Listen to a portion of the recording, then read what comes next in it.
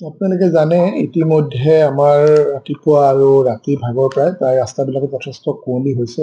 সেইকাৰণে আমি দেখা পাইছোঁ যোৱা গত বছৰবিলাকতো এইখিনি সময়তে মেক্সিমাম এক্সিডেণ্ট হোৱা দেখা যায় আৰু পিকনিকৰো পাৰ্টিবিলাক এইখিনি সময়ত যায়। আমাৰ জিলাত যদি পিকনিক স্পট নাই, কিন্তু প্ৰায়কেইটা পিকনিক স্পট ডিমা হাছাও বা অন্যান্য যে আমাৰ ফালেদি যায়, এইবিলাকক সাৰোগত কৰি আমি এটা একলানি আমি DRSCত আলোচনা কৰি একলানি আমি অধ্যাদেশ জাৰি কৰিছোঁ, য'ত আমি বিশেষকৈ হেভি ভেহিকেল যিবিলাক আছে ডাম্পাৰ বা অন্যান্য যিবিলাক হেৰি সেইবিলাক 5 বজাত মানে গধূলি 5 বজাৰ পৰা ৰাতিপুৱা 8 বজালৈকে পিছদিনা আমি বন্ধ ৰাখিছোঁ। এইখিনি সময়ত তেওঁলোকে চলাব নোৱাৰিব।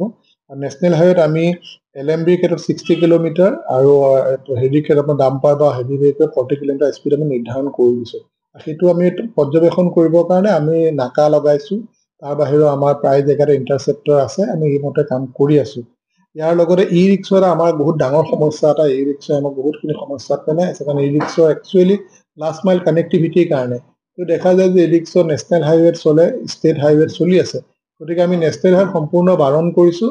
ষ্টেট হাইৱে বা ৰুৰেল এৰিয়াত আমি সেইটোও তেওঁলোকক মানে গধূলি 5টাৰ পৰা পিছদিনা ৰাতিপুৱা 8টালৈকে তেওঁলোকক ৰাতি চলাটো বন্ধ কৰিছোঁ।